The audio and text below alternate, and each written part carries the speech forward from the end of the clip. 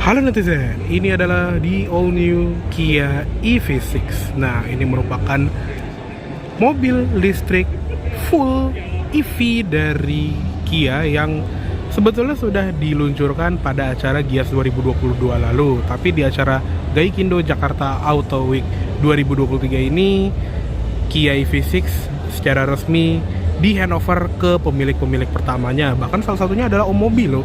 Jadi selamat juga kepada Omobi yang sekarang menjadi pemilik resmi dari Kia EV6. Nah, Kia EV6 yang dijual di Indonesia oleh PT Kereta Indoarta ini adalah satu varian aja ya, yang varian GT Line. Jadi kalau di line up globalnya EV6, yang versi GT Line ini adalah varian tengah dengan dual motor. Jadi motor listrik itu ada di roda depan dan roda belakang, jadi dia all wheel drive, tapi tenaganya masih versi nanggung lah ya. Jadi untuk yang GT Line ini tenaganya tuh di sekitar 300 horsepower dengan torsi 600 Nm. Karena di atas itu ada lagi versi GT, jadi nggak pakai line, namanya EV6 GT, itu tenaganya bisa sampai 570 horsepower. Jadi lebih gila lagi, padahal yang ini aja jambakannya tuh udah bener-bener gokil sih ya.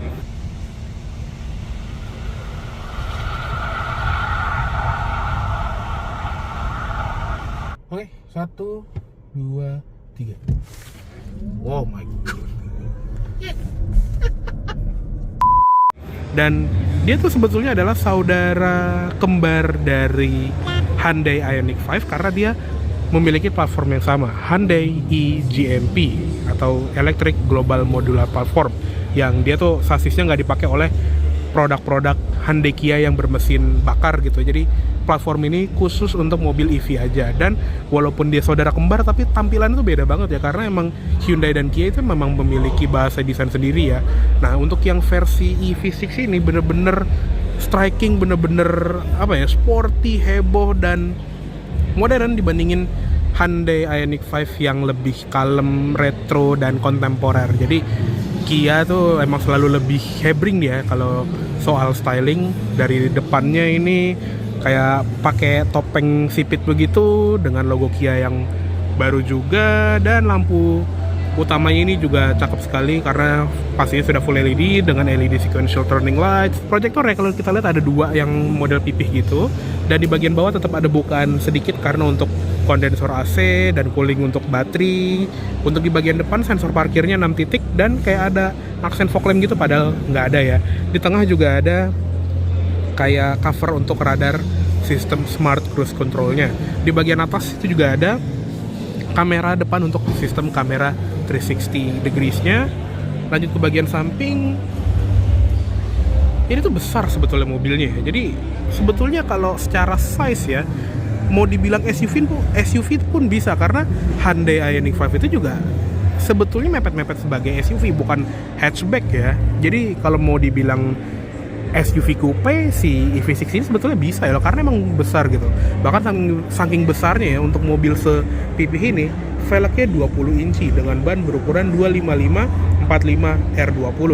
Rem depan belakang pastinya disc brake, sudah lengkap dengan ABS, EBD, brake assist, traction control, stability control, hill start assist, dan ada regenerative brakingnya untuk menyimpan tenaga kembali ke baterai. Di bagian samping juga ada kayak aksen-aksen two-tone gitu ya. Jadi aksen two-tone-nya nggak cuma atapnya doang, tapi ada bagian hitamnya di bagian samping, di bagian pilar A, dan pasti di bagian atap. Dan atapnya itu juga sebetulnya separuh doang karena dia cuma ada sunroof, bukan panoramic roof kayak Hyundai Ioniq 5. Di bagian samping juga ada lampu sein LED di bagian spion, dan ada tonjolan untuk kamera 360 di bagian samping. Untuk handle pintunya juga dia modelnya yang auto flush handle seperti Ioniq 5 juga, tinggal sentuh kotak ini untuk mengunci. Spionnya juga otomatis terlipat, dan untuk membukanya tinggal tap yang bagian ininya lagi, bagian alurnya ini. Untuk bukanya juga tariknya ke depan ya. Untuk kuncinya ya seperti kepunyaan si Grand Carnival juga ya, atau Kia Stinger. Seperti ini kuncinya. Jadi ada logo Kia, ada engine start button gitu ya, atau remote start ya, mungkin untuk nyalain AC, dan dia juga ada auto parkingnya. Di bagian sini ada tombol untuk lock, unlock, dan buat buka bagasi. Dan dia tuh modelnya kayak detonator gitu ya. Jadi kalau mau klik itu untuk kunci, dan klik bawahnya untuk membuka. Seperti itu. Untuk pilar B nya juga dia warnanya black gloss, sama di pilar C nya juga sama. Lanjut ke belakang, ini sih yang membuat dia tuh jadi cakep banget. Buritannya tuh seksi, semok gitu ya, terutama di bagian light bar-nya ini agak-agak 3D gitu dan futuristis banget ya, mirip seperti Aston Martin DBX versi ceper. Dan lampu belakangnya juga full LED. Dan kalau kita lihat di bagian bawah sini, ini tuh lampu sen, cuma nggak kelihatan kayak lampu sen, jadi disamarkan dengan kayak aksen chrome gitu, jadi cukup unik gitu ya. Dan di potongan yang sebelah kanan belakang sini ada charging portnya, dan dia charging portnya modelnya CCS2 combo dengan colokan untuk DC fast charger di bagian bawah. Baterainya sendiri 77 kW dan tadi ya tenaganya 300-an horsepower dengan torsi 600 Nm. Untuk range dia kurang lebih bisa sampai, klaimnya ya, 506 km. Dengan 0 ke 100 klaimnya 5,2 detik. Di belakang ada emblem Kia yang baru, emblem EV6 di sebelah kiri, dan ada emblem GT Line di sebelah kanan. Untuk bumper juga ada sensor parkir 6 titik di belakang dan ada aksen hitamnya lagi, serta di bagian bawah situ ada rear fog lamp. Jadi lampu kabut belakangnya futuristis juga. Di bagian plat nomor lampunya sudah LED dan ada tempat untuk kamera mundur. Untuk kaca nggak ada wiper ya, tapi ada defogger kayak si Ioniq 5 juga. Dan spoiler ini juga futuristis ya, dia tuh bolong dan ada antena shark fin. Untuk bagasinya sudah elektrik dan seperti ini bagasinya. Jadi dia model tuh liftback ya, lebih rebah dibandingin bagasinya Ioniq 5. Dan untuk space-nya lega, cuma karena belakangnya tuh sloping, jadi kesana agak sempit di bagian atas. Dan di bagian bawah di karpet ini ya, ada tempat penyimpanan yang untuk lantai bagasinya sendiri dia tuh maksimum loadnya 60 kg. Ini kalau dibuka tuh ada tempat penyimpanan lagi. Yang ini kalau dibuka tempat buat baterai ya, kalau kelihatannya ya, mungkin akses port untuk sistem elektrikalnya, mendingan gak usah dibuka-buka. Di sebelah kiri ada lampu bagasi, power outlet 12 volt, dan tuas untuk ngelipat jok belakangnya dengan format 60-40. Dan dia juga ada parcel shelf untuk nutupin barang bawaan kita. Oke, sekarang kita tutup aja.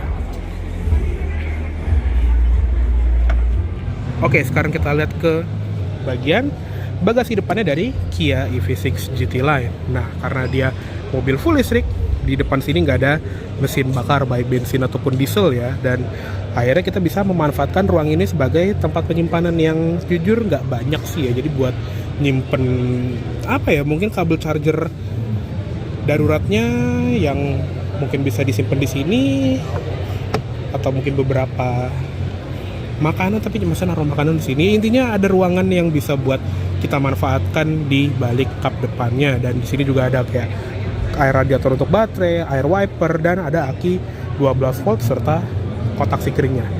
Oke, sekarang kita tutup aja dan kita cek ke bagian kabin depannya. Untuk kabin depannya juga ini futuristis sekali.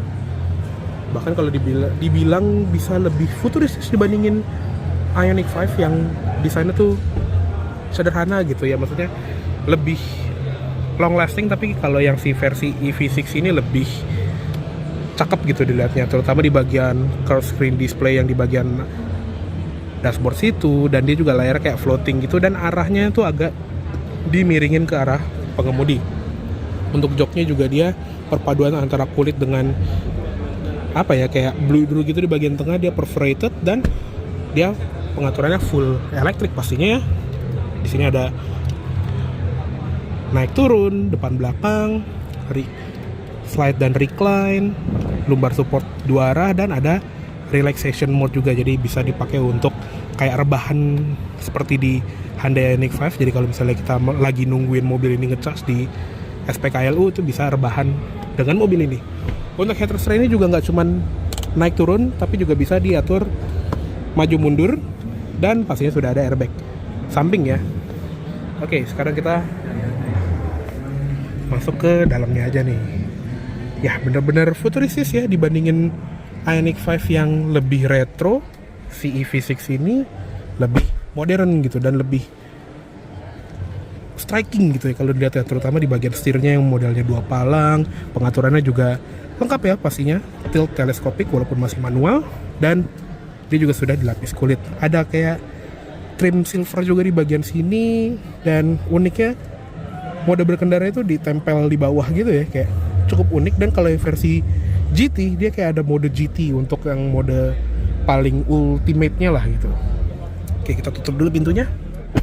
Terus di belakang setir juga masih ada pedal shift, tapi bukan untuk ganti gigi karena dia kan nggak ada transmisi, melainkan dia untuk regenerative braking. Jadi untuk ngatur regenerative brakingnya. Jadi motor listrik itu bisa berubah menjadi generator untuk nyimpen balik tenaga yang terbuang, kayak misalnya kita lagi di turunan atau lagi lepas pedal akselerasi. Jadi bisa dibilang ini ada sistem one pedal driving. Jadi kalau kita lepas tuh mobilnya kayak ada efek engine brake dari motor listriknya, jadi kita nggak perlu injak pedal remnya. Dan untuk tombol setirnya ini juga rame ya. Jadi untuk MID dan cruise control dia juga ada adaptive cruise control, ada lane keeping assist atau lane following assist ya di bahasanya Hyundai Kia. Dan di sebelah kanan itu untuk audio steering switch kayak buat volume, ganti track, mode, voice command, menu favorit, dan telepon. Tuas lampu dia di sebelah kiri, jadi untuk lampu dia sudah otomatis, lampu sein, fog lamp belakang. Yang sebelah kanan ada untuk wiper, dia otomatis juga, ada sensitivitasnya. Dan kita nyalain aja ya si ignitionnya. Nah seperti ini untuk tampilannya. Temanya agak mirip-mirip Hyundai Ioniq 5 juga, tapi sedikit lebih berbeda gitu ya untuk yang versi Kia EV6 ini. Dan dia juga tampilannya tuh banyak ya. Jadi ada tampilan untuk mode berkendara, ada eco, normal, sport, dan kalau ditahan dia jadi ke mode snow. Terus dia juga ada attention level, terus ada status untuk adaptive cruise control, MID kayak trip meter, average battery consumption, timer, dan ada info tentang berapa torsi atau tenaga yang disalurkan ke masing-masing roda karena kan tadi dia all wheel drive. Serta ada tire pressure monitoring system juga. Di bagian bawah juga ada persentase baterai, seatbelt penumpang belakang, dan temperatur udara luar. Serta di sini ada instant battery consumption, sisa jarak tempuh, dan odometer. Di atas juga ada gear indicator serta status untuk lane keeping assist. Lanjut ke sebelah kanan. Di sini ada ventilasi AC, bisa dibuka tutup.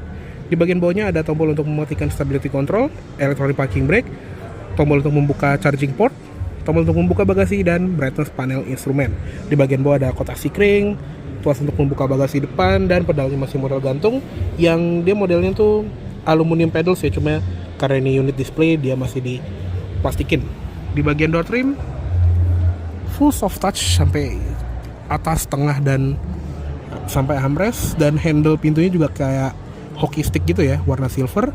Ada memory seat 2 slot, dan di bagian sini tombolnya rame, ada buat pengaturan spion yang bisa dilipat secara elektrik. Dia juga ada blind spot monitoring system, central locking, auto up down power window di jendela depan tapi di belakang enggak, dan ada chat lock dengan window lock. Di bagian bawah juga ada speaker dari Meridian Surround Sound System sebanyak 14 speaker. Jadi di depannya dia 3-way loh.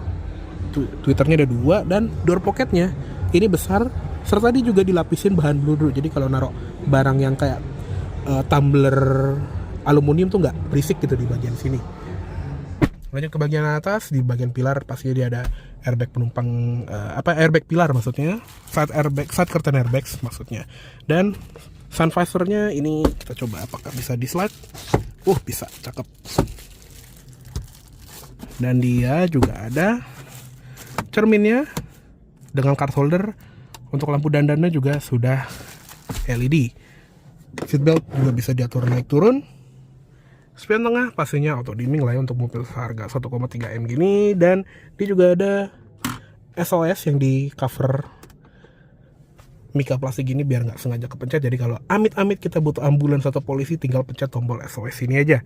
Di bagian sini juga ada lampu baca yang modelnya touch sensitive, atau bisa juga langsung dinyalain semua lewat tombol di sini. Dan ini juga ada tombol untuk membuka sunroofnya ya. Jadi dia punya openable sunroof yang nggak ada di Hyundai Ioniq 5. Kalau Ioniq 5 emang dia panoramik, tapi kacanya kan nggak bisa dibuka, jadi kita nggak bisa menikmati udara adem dari luar. Dan untuk sunshade-nya atau plafonnya ini bisa dibuka secara elektrik juga. Sun visor yang sebelah kiri juga sama ya, ada cermin dan bisa di slide, serta ada lampu riasnya juga yang sudah LED. Grab handle foldable, dan tadi ya headrest adjustable, maju mundur dan naik turun, serta seatbelt juga bisa diatur naik turun. Di bagian tengah ini mirip-mirip seperti sistem multimedianya Hyundai Kia yang lain ya, terutama mirip banget seperti di Ioniq 5. Jadi ada home screen untuk status baterai dan jam, terus ada informasi dari media dan range, ada mode EV, kayak tampilan atau rangkuman dari sistem EV-nya, sambungan telepon, phone projection, ada Apple CarPlay, Android Auto, climate, ini untuk sistem AC, dan bisa diatur dari tombol yang di bawah juga sih sebetulnya. Jadi ya mau diatur dari layar bisa, mau diatur dari panel yang di bawah itu bisa. Ada radio, media, FM, Bluetooth, USB, Sound of Nature, AM, dan Apple CarPlay serta Android Auto. Untuk Sound of Nature ya juga mirip seperti di Ioniq 5, ada kayak suara-suara dari alam gini. Yang bisa kita pilih.